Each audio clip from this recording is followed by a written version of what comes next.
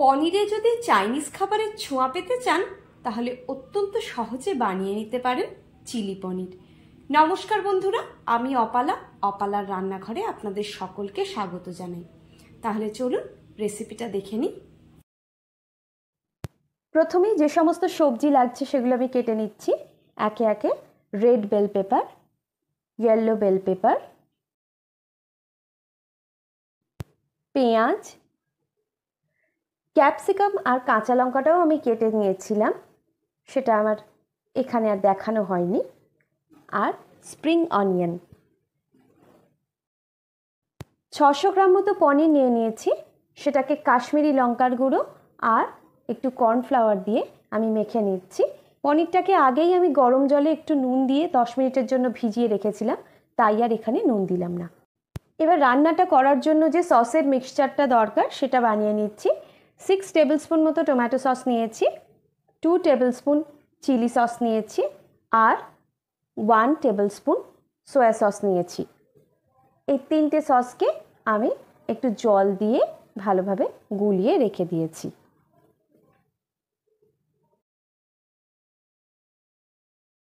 গ্যাসের flame on করে একটা ফ্রাইং প্যান বসিয়ে দিয়েছি, তাতে পরিমাণ মতো রিফাইন্ড অয়েল নিয়ে নিয়েছি।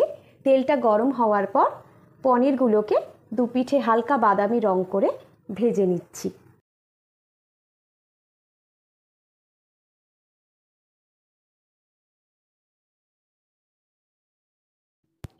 পনিরগুলো সমস্ত ভাজা হয়ে গিয়েছে। অতিরিক্ত তেলটা উঠিয়ে রেখে ফ্রাইং প্যানের মধ্যে রসুন কুচি, পেঁয়াজ কুচি, কাঁচা লঙ্কা কুচি সব কিছু দিয়ে ভালোভাবে ভেজে নিচ্ছি। এই সময় কিন্তু গ্যাসের ফ্লেমটা হাইতে রাখতে হবে। একে একে capsicum, red bell pepper, yellow bell pepper সেগুলোও দিয়ে ভালোভাবে একটু ভেজে নিচ্ছি।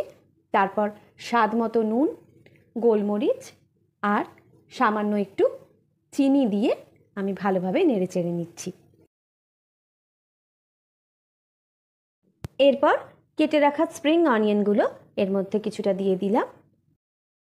তারপর আগে থেকে বানিয়ে রাখা সসের মিক্সচারটা এর মধ্যে দিয়ে দিলাম।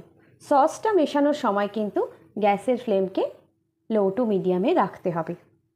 সব কিছুর সঙ্গে ভালোভাবে মিশিয়ে নিয়ে আগে থেকে ভেজে রাখা পনিরগুলো এর মধ্যে দিয়ে দিলাম। পনিরগুলোর সঙ্গে সমস্ত উপকরণগুলোকে ভালোভাবে মিশিয়ে নিচ্ছি। সবসময় একই রকমভাবে পনির খেতে খেতে একঘেয়ে হয়ে গেলে মাঝে মাঝে এইভাবে চিলি পনির কিন্তু বানিয়ে নিতে পারি। অত্যন্ত সহজ এই রেসিপি। রান্না আমার হয়ে গিয়েছে। রেসিপিটা ভালো লাগলে ভিডিওটিতে একটি লাইক দিয়ে চ্যানেলটাকে সাবস্ক্রাইব করার অনুরোধ রইল। সবাই ভালো থাকবেন, সুস্থ থাকবেন, আনন্দে থাকবেন। আজ এই পর্যন্তই। পরের দিন আবার একটা নতুন রেসিপি নিয়ে চলে আসব। ততক্ষণের জন্য টাটা।